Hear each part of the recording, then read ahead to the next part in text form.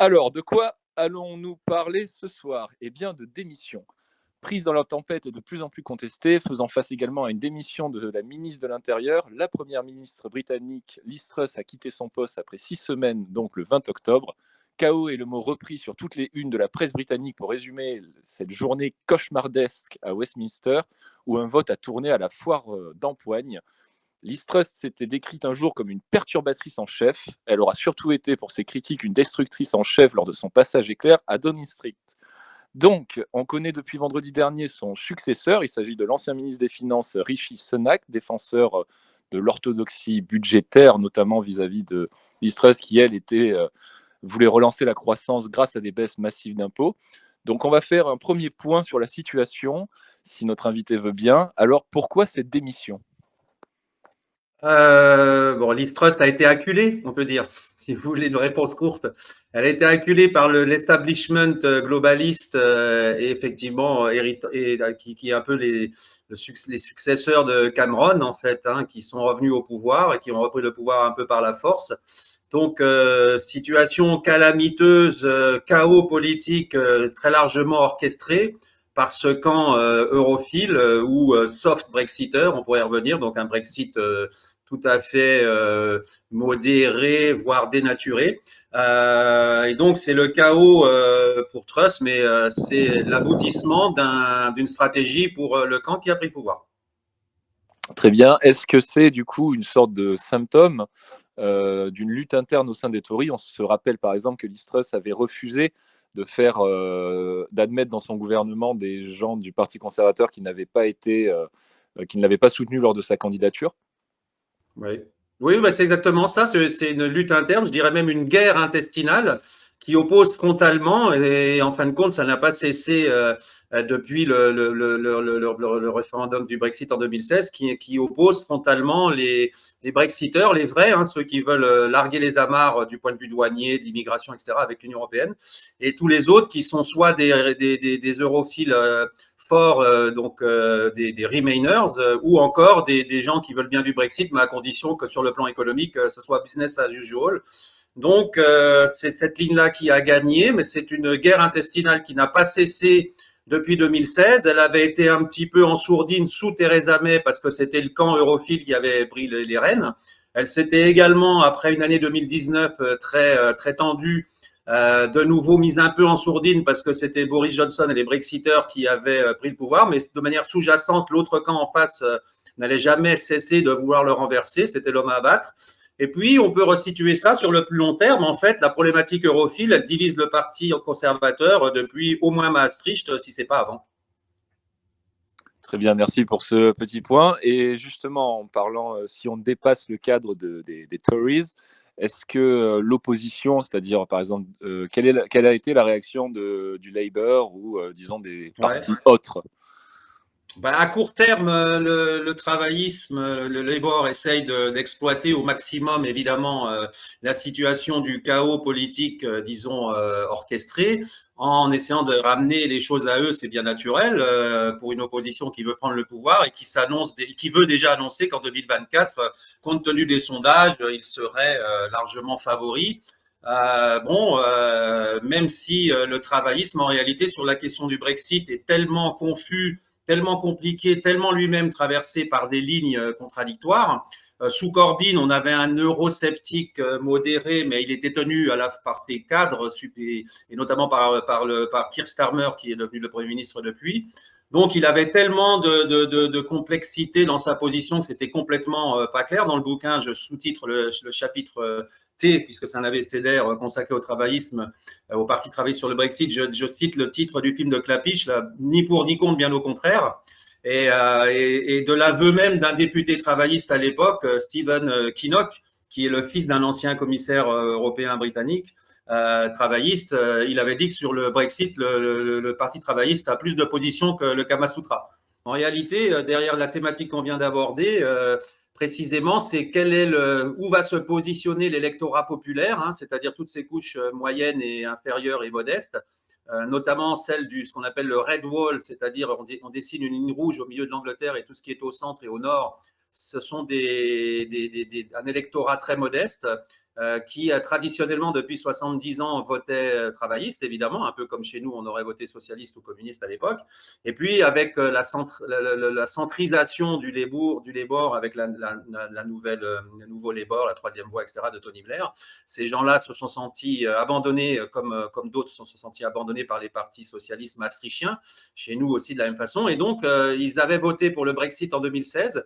C'est encore eux qui ont voté pour Boris Johnson en 2019. Donc, ils sont un peu comme un swing state un peu aux États-Unis, donc un espèce de gros swing région. Et la question va être en 2024 pour qui ils vont voter, et c'est là c'est ça qui fera la décision probablement.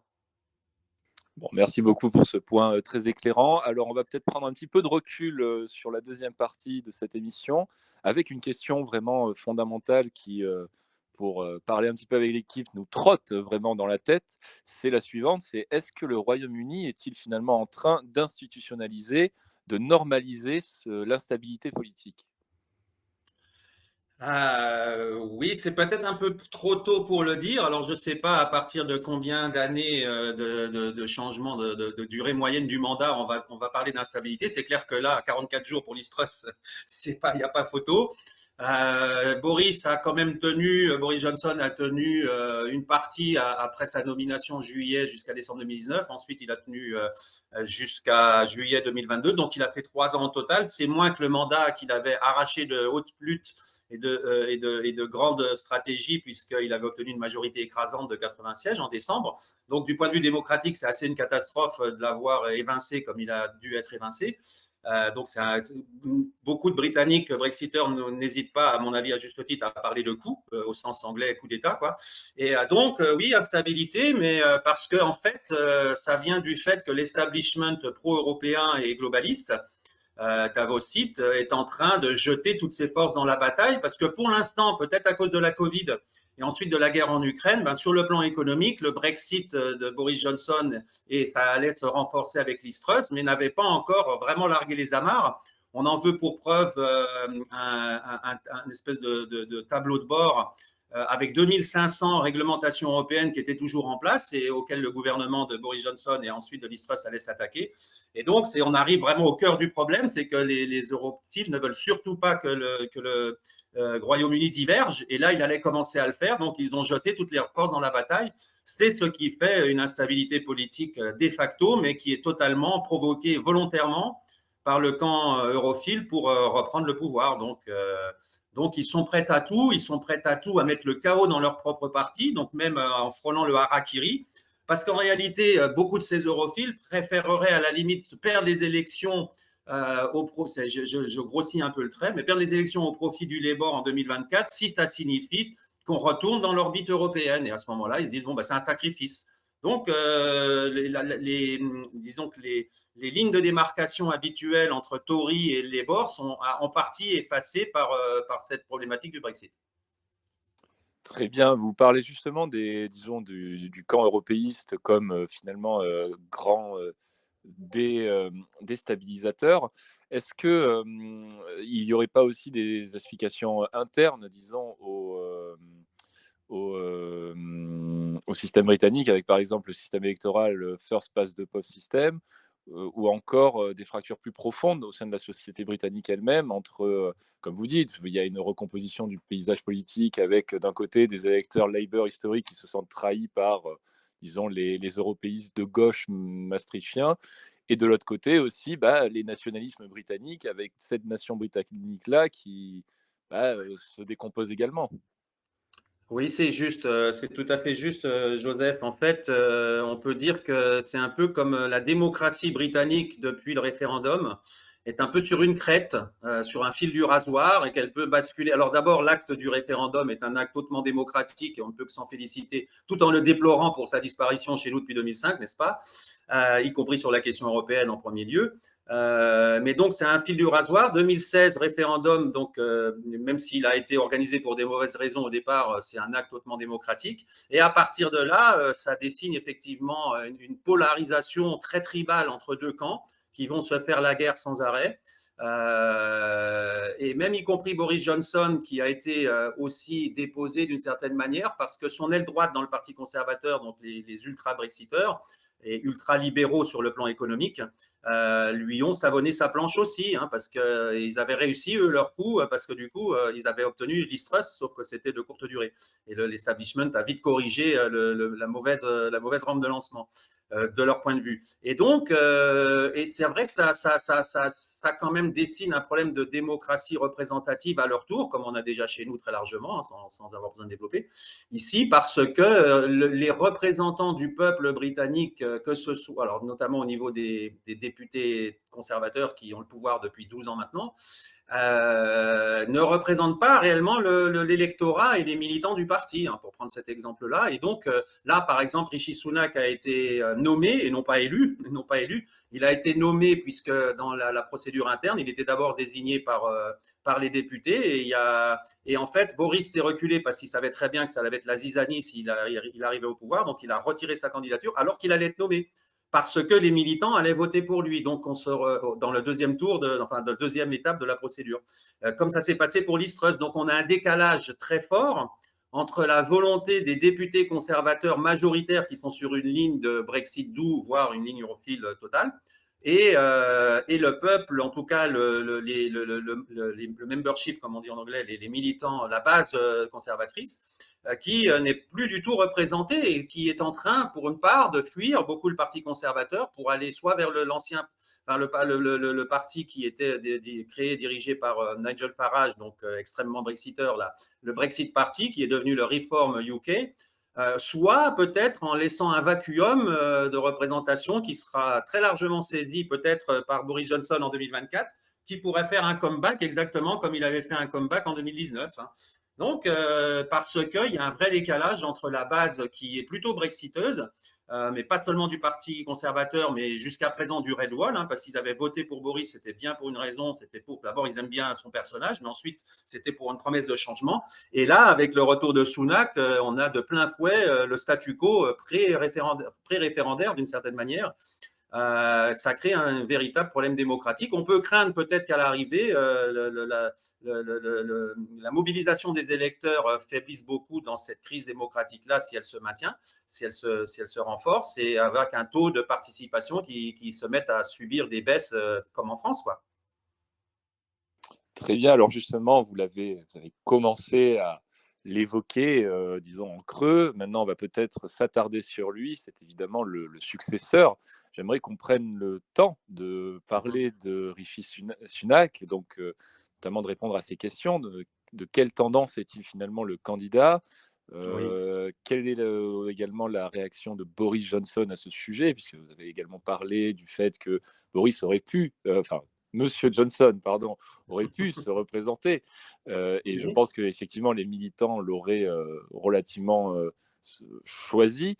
Oui. Et également, qu'est-ce que ça dit finalement, ce choix de Rishi Sunak vis-à-vis de la souveraineté britannique, et quels sont les signaux envoyés à Bruxelles et à Washington? Bon, ça fait beaucoup de questions, c'est pour ça que j'aimerais qu'on prenne le temps. On va Bien peut-être sûr.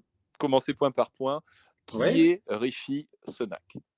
Alors, Rishi Sunak est un nouveau venu dans la politique britannique, hein, puisque en fait, il a émergé, il a pris la lumière quand il a été nommé ministre des Finances, hein, c'est-à-dire chancelier de l'échiquier, par Boris Johnson, pas immédiatement après l'arrivée au pouvoir à Downing Street de Boris Johnson, mais quelques mois plus tard, en remplacement d'un autre Indien d'ailleurs qui s'appelait Sajid Javid. Donc, il a émergé à ce moment-là en prenant toute la lumière. On lui a attribué quand même le fait qu'il a pas mal manœuvré sur le plan justement de la politique budgétaire sous le gouvernement de Johnson. Bon, c'était une ligne d'augmentation des impôts pour faire face à la crise Covid, et puis de dépenses publiques pour soutenir les effets du lockdown. Bon, typiquement comme ça s'est passé en France, mais avec en réalité un point un peu plus important, une intervention plus importante. Donc, quand Macron nous dit qu'on a été les plus soutenants parmi les pays du continent européen, c'est faux.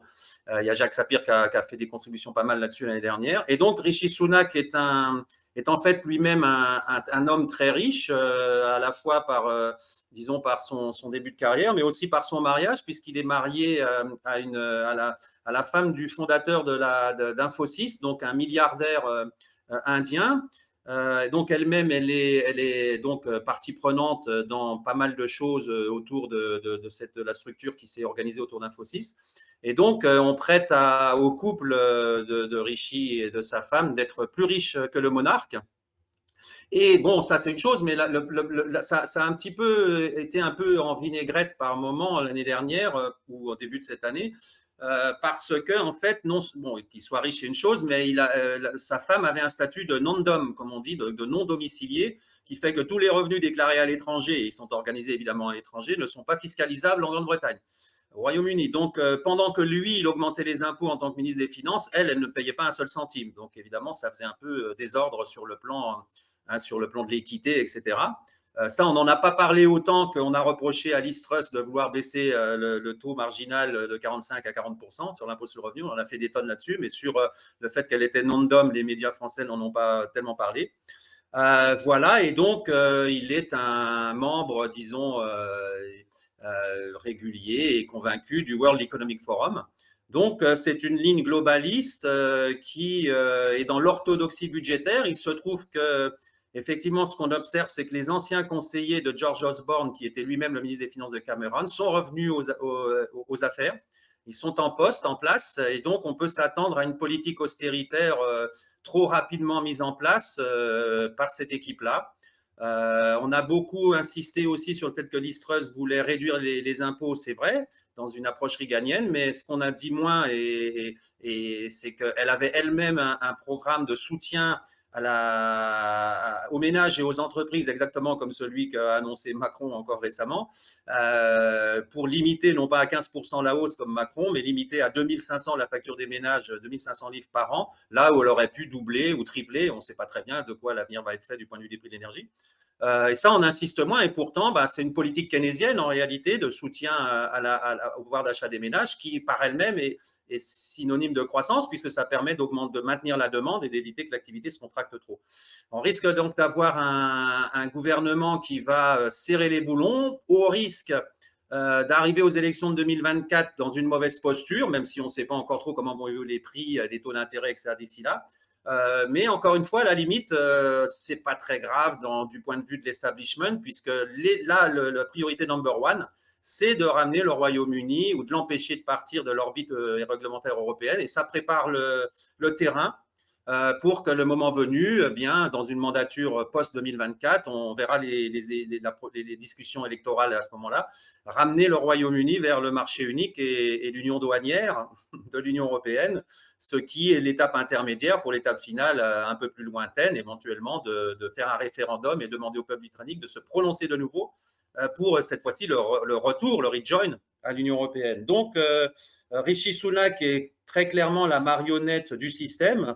On a vu que, contrairement à Macron, d'ailleurs, son élocution communicationnelle est assez désastreuse par moment. On l'a vu quitter son premier discours de manière brutale, comme ça, se retrouvant devant un prompteur qui était tout d'un coup terminé, il ne savait plus quoi dire, il est parti sans rien dire. Donc, un effet assez catastrophique, mais l'establishment s'en moque, hein, puisque de toute façon, il fait la politique, disons, davosite, globaliste, et sur le plan humain et politique, c'est lui qui a orchestré la chute de Boris depuis de longs mois à l'avance, en ayant d'ailleurs créé des sites internet, ça s'est sorti après, Ready for Richie, donc où il organisait déjà tous ses soutiens, et tout ça, on peut prendre du temps si vous le souhaitez pour ça, je fasse un petit peu le déroulé de ça, mais tout a été bien calculé, bien manœuvré, et le Rishi Sunak était, disons, le chef d'orchestre de cette déstabilisation de Boris Johnson.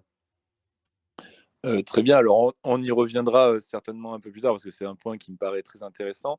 Juste, dont vous avez parlé disons, la réception de Bruxelles de cette nomination. Bon, sans trop de surprise, effectivement, c'est un candidat qui est très favorable, disons, à Bruxelles et à ses normes, notamment sur le volet économique.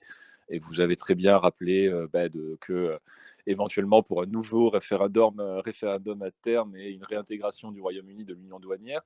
Quelle est la réaction de Washington ? Alors juste, Joseph, sur le dossier européen, on verra, parce qu'il y a un petit débat, il y a une petite controverse outre-Manche sur Rishi est-il un Brexiteur ou pas. Donc je ne sais Ah, pas je si vous vous en voulez prie. que je Alors, développe un peu. concluons le dossier européen. On passera on fait Ouais. Washington après, et puis après, nous passerons aux questions du public. Bah, parfait, parfait, c'est un très bon programme. Donc Rishi est décrit par ses soutiens comme étant un Brexiteur, parce qu'il aurait voté le Brexit en 2016. Bon, ça c'est dans le secret de l'urne, on ne le sait pas, mais il a annoncé partout à l'époque qu'il soutenait le Brexit, sauf que pendant la campagne, il était assez invisible quand même. Hein. On n'a pas vu un Rishi Sunak actif dans la campagne référendaire. Mais bon, il était Brexiteur annoncé comme ça. Et en réalité, il y a deux Brexit. Hein. Un Brexit peut en cacher un autre. Donc, il y a le Brexit qui est vraiment le Brexit au sens fort du terme, ce que les Brexiteurs appellent le clean Brexit, que les Européens appellent le hard Brexit, c'est-à-dire de sortir de l'union douanière, sortir du marché unique, etc. Et il y a le soft Brexit qui consiste à accepter que le Royaume-Uni sorte politiquement de l'Union, mais que pour l'économique, rien ne change. Hein. C'est ce que disait Pascal Lamy à l'époque. Et donc, Rishi, il est au mieux soft Brexiteur, donc pour un Brexit doux un peu qui ne change pas grand-chose à l'économique, voire il serait europhile en termes de retour dans l'Union, parce que le problème d'être dans un Brexit hyper doux et de rester dans l'Union douanière le moment venu, ou si on était resté à l'époque, ou dans le marché unique, ça veut dire que toutes les règles que sont décidées sur ce marché et cette Union douanière sont faites par le Conseil européen, hein, sur suggestion de la Commission, etc., avec l'avis du Parlement, comme on connaît. Mais ça veut dire que les Britanniques seraient preneurs de réglementations sans jamais plus pouvoir les manipuler ou les façonner à leur intérêt, comme c'était le cas tant qu'ils étaient membres de l'Union. Donc, c'est un Brexit qui n'a aucun sens. C'est un Brexit poudre aux yeux et je pense que Rishi Sunak est plutôt sur cette ligne-là. Si on peut dire un mot de la réception de Washington très rapidement pour pouvoir Ouais. passer après aux questions, avec évidemment cette relation spéciale qui Alors, lie ouais, la la relation Grande-Bretagne. spéciale en deux mots, elle dépend de qui est au pouvoir à Washington. Si c'est les républicains, les Brexiteurs se frottent les mains. Si c'est démocrates, et en particulier Biden qui a du sang irlandais, comme il s'efforce de le dire, eh bien à ce moment-là, c'est les anti-Brexiteurs qui se frottent les mains. Et c'est le cas actuellement. Notamment, on peut dire sur le dossier nord-irlandais où Biden a une position très proche des nationalistes pour la réunification. Et donc, il se réjouit qu'un modéré soit au 10 Downing Street. Donc, d'ailleurs, c'est là-dessus qu'on va juger Sunak. Hein. C'est sur sa politique nord-irlandaise, ainsi que sur la politique immigratoire et des traversées de la Manche, par exemple. C'est les deux dossiers tests. On verra disons de quelle nature son Brexit ou sa position est. Et donc, c'est ça. Tant que c'est les démocrates qui sont là, eh ben, les anti-Brexiteurs ont une arme importante de leur côté. Il y a deux Washington. Un Washington peut en cacher un autre. C'est comme pour le Brexit. Un Brexit peut en cacher un autre. Les démocrates qui sont tout à fait anti-Brexit pour la plupart, et Biden en particulier, qui est pro-irlandais pour la vision nationaliste de la réunification de l'Irlande. Donc, il va soutenir l'Europe l'Union européenne dans la façon dont elle manipule la question de l'Irlande du Nord pour empêcher les Britanniques de prendre le large. Et on avait vu ça déjà avec Barack Obama, qui avait dit qu'en cas de Brexit, le Royaume-Uni serait le dernier de la liste à signer un accord de libre-échange avec les États-Unis. Évidemment, sous Trump, c'était l'inverse. Donc, on a vraiment une dynamique de relations entre le Royaume-Uni et les États-Unis qui dépend très largement à la fois de qui est au pouvoir à Londres, évidemment, et qui est au pouvoir à Washington. C'était un béaba de dire ça, mais là, ça prend des proportions d'opposition vraiment très dures de ce que peut devenir la relation selon qui est là des deux côtés, quoi. Alors, merci pour ce point synthétique. Nous allons donc passer maintenant aux questions du public. Je vous demanderai, puisque nous avons quand même de nombreuses questions, et je remercie notre public pour cela, d'être assez synthétique sur les réponses pour éviter de léser qui que ce soit. Donc, Bien nous sûr. avons une première question de Stéphane Chamignon qui nous demande: est-ce que Nigel Farage pourrait refaire des siennes et faire pression sur les Tories?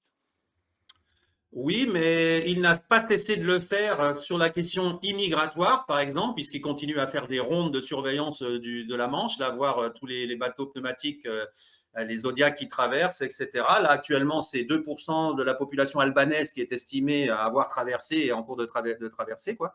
Donc, oui, oui.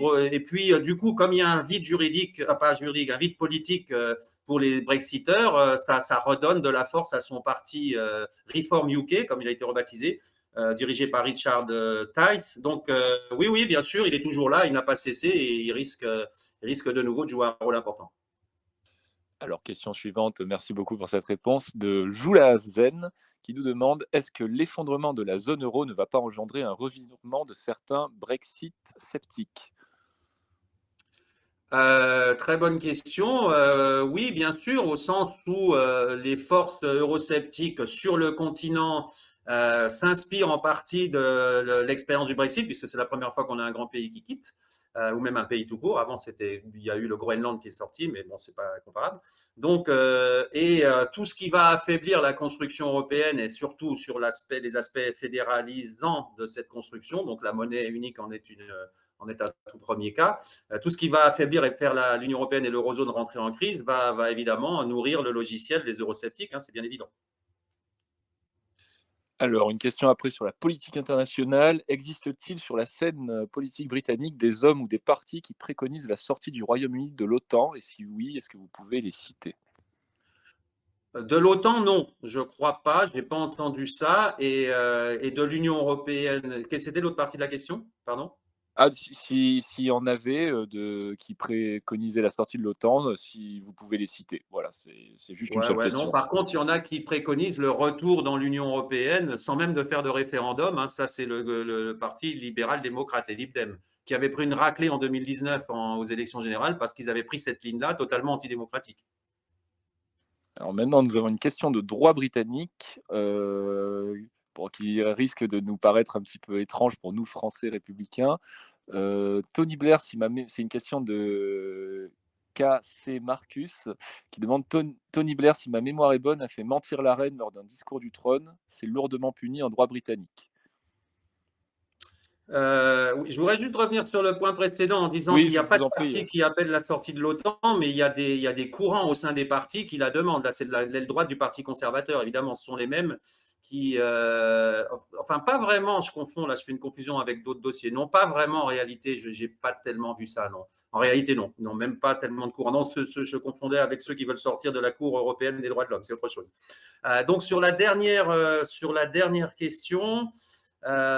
C'est quoi? C'est Tony Blair par rapport, on peut Heu, reprendre? Après, on peut peut-être passer sur la question parce qu'elle est, un petit peu, disons, elles sont pas très claires. C'est une question sur apparemment Tony Blair qui aurait, fait mentir la reine Élisabeth lors d'un discours, heu et apparemment, selon notre, ami, il demandait si c'était lourdement puni par le droit britannique, le fait de faire mentir, le roi ou la Ah, reine. peut-être qu'il évoque, bon, faire mentir la reine, ça, dans son esprit, je pense que ça ne peut que faire référence au discours inaugural des sessions parlementaires qui est prononcé par la reine, mais qui est écrit par le chef du gouvernement.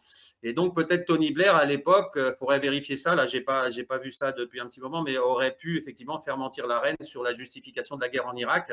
Et donc, c'est peut-être ça qui est ici en jeu. Donc la reine n'aurait pas menti à proprement parler, elle se serait contentée comme d'habitude de lire le discours de l'exécutif et là effectivement il aurait mis dans ce discours des choses qui sont mensongères. Donc c'est peut-être ça le point qui est évoqué. Sanction par rapport à ça, effectivement il y a la question de la traduction de Tony Blair devant les tribunaux pour les mensonges avec la guerre en Irak, mais je ne pense pas que ça ira très loin ça. Au contraire, Tony Blair est un de ceux qui sont à la manœuvre pour favoriser le retour de l'europhilie au gouvernement.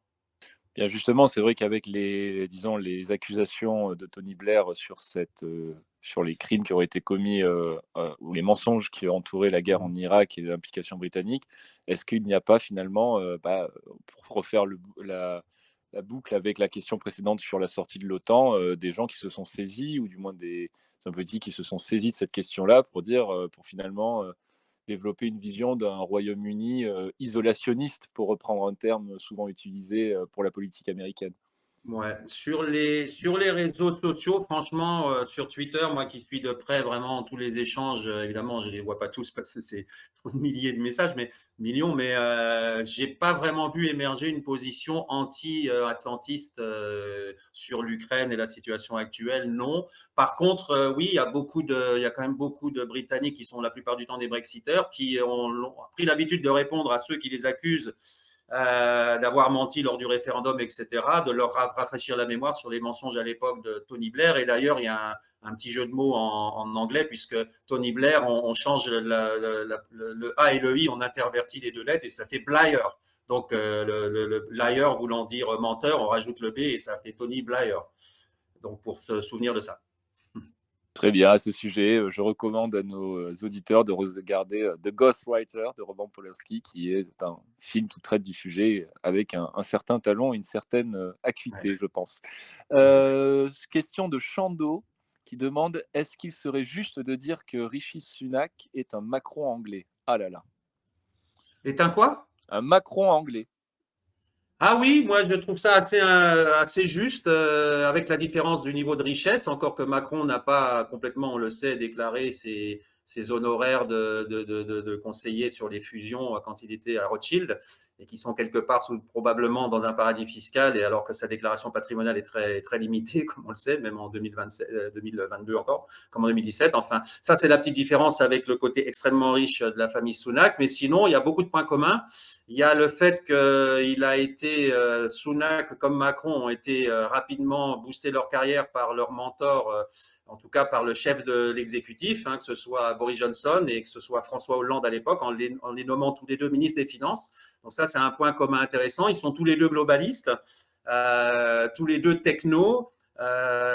Donc ayant ce passé aussi dans la banque privée, Rothschild chez Macron, Goldman Sachs chez Sunak. Et pour finir, pour réussir leur carrière et prendre la tête de l'exécutif, ils ont été des traîtres à leur faiseur de roi qui étaient chacun leur mentor, comme je les ai cités tout à l'heure. Donc le mot qui traîne derrière Rishi Sunak aujourd'hui en outre-Manche, c'est backstabber, c'est-à-dire le poignardeur.